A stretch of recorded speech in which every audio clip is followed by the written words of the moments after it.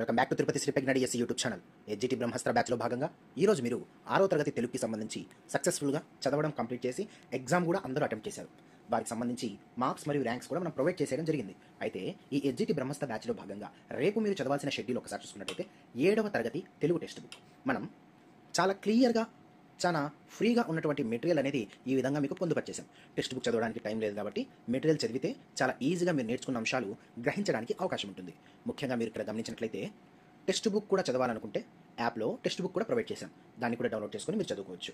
ఇక్కడ ముఖ్యంగా గమనించినట్లయితే తెలుగు ఆ కంటెంట్ అంటేనే మనకి ఎక్కడి నుంచి వస్తుంది, పాఠానికి సంబంధించిన ప్రక్రియ ఏమిటి, ఆ పాఠానికి సంబంధించిన ఇతివృత్తం ఏమిటి, సందర్భాలు ఏమిటి, ఎవరితో ఏ మాటలు మాట్లాడారు, ఒక కవి ఇస్తే ఆ కవి ఏ జిల్లావాసి, ఆ కవి రచించిన నవలలు ఏమిటి. అందరూ కూడా రచనలు చదివేస్తారు, కానీ బిట్లు ఎలా ఇస్తాడంటే ఆ కవి రాసిన నవలలు ఏమిటి, కథా సంపుటాలు ఏమిటి, స్వీయ చరిత్ర ఏమిటి, ఒకవేళ వారికి ఏమన్నా అవార్డులు కానీ బిరుదులు కానీ ఇస్తే ఆ బిరుదులు అవార్డులు ఎవరిచ్చారు, ప్రకృతి ఏది, వికృతి ఏది, వ్యతిరేక పదాలు ఏవి, పారిభాషిక పదాలు అని చెప్పి సిలబస్లో మెన్షన్ చేశాడు. అది ఎక్కడ ఉంటుందంటే 7th క్లాస్ చివరిలో పారిభాషిక పదాలన్నీ కూడా ఇచ్చేశాడు.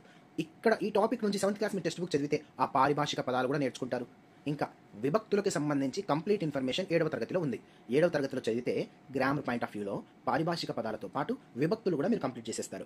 ఇంకా ముఖ్యంగా చాలా ఇంపార్టెంట్ టాపిక్ ఏంటంటే ఈ యొక్క 7th క్లాస్లో టెక్స్ట్ బుక్ చివరి పేజీలో మనకి ఇది ఉంటుంది. టెక్స్ట్ బుక్లో ఉండే అంశాలన్నీ కూడా మనం పొందుపరిచామని చెప్పడానికి ఇది ఒక ఉదాహరణ. ఇక్కడ చూడండి, ముఖ్యమైన దినోత్సవాలు అని చెప్పి కొన్ని లిస్ట్ ఇచ్చారు. ప్రాథమిక విజ్ఞానం అని చెప్పి త్రికరణములు, చతుర్వేదాలు, వేదాంగాలు, పంచమాతృమూర్తులు, పంచగంగలు, షట్చక్రవర్తులు, షడ్రుచులు, సప్త ఋషులు, అష్ట దిక్పాలకులు, నవరత్నాలు. ఇక్కడ కదా మనకు బిట్ వచ్చేది, ఇక్కడ కదా మనం కన్ఫ్యూజ్ అయ్యేది. ఈ పాయింట్స్ అన్ని కూడా మనం నేర్చుకున్నట్లయితే చాలా ఈజీగా మార్క్స్ అనేది గెయిన్ చేయడానికి అవకాశం ఉంటుంది. అందులో భాగంగా తొలి రచనలు కూడా ఇచ్చాడు 7th క్లాస్లో. తొలి తెలుగు ఇతిహాసం అని, తొలి తెలుగు రామాయణం అని, ఈ విధంగా. అలా కాకుండా తెలుగులో జ్ఞానపీఠ అవార్డు ఇప్పటివరకు 3 పొందారు. విశ్వనాథ సత్యనారాయణ, సినారే, రావూరి భరద్వాజ. వీరు ఏ సంవత్సరంలో పొందారు, వీరు ఏ రచనలకు పొందారు, ఇవన్నీ కూడా మనకు 7th క్లాస్ టెక్స్ట్ బుక్లో చాలా క్లియర్గా పొందుపరచడం జరిగింది.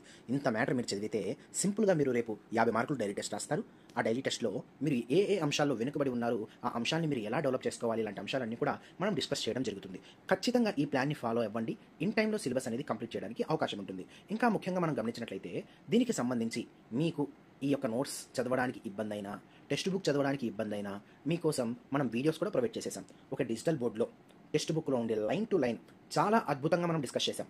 కాబట్టి మీకు ఇవి అర్థం కాకపోతే సింపుల్గా యాప్లో ఉన్నటువంటి వీడియోస్ ఓపెన్ చేసుకొని నీట్గా వినడానికి ఏం పెద్ద సమయం పట్టదు. ఒక హాఫ్ డే పడుతుంది. హాఫ్ డే వినేస్తారు, హాఫ్ డే చదివేస్తారు, సాయంత్రం ఎగ్జామ్ రాస్తారు. సీరియస్గా చెప్పాలంటే ఈ రోజు సంబంధించిన షెడ్యూల్ అనేది కంప్లీట్ చేసేస్తారు. కాబట్టి ఖచ్చితంగా ఈ షెడ్యూల్ని మీరు ఫాలో అవ్వండి. ఈ వీడియోని డిఎస్సీ రాసే మీ మిత్రులందరికీ కూడా ఇప్పుడే షేర్ చేయండి. ఇంకా మన ఛానల్ని సబ్స్క్రైబ్ చేసుకొని వాళ్ళు ఇప్పుడే సబ్స్క్రైబ్ చేసుకోండి. Thank you.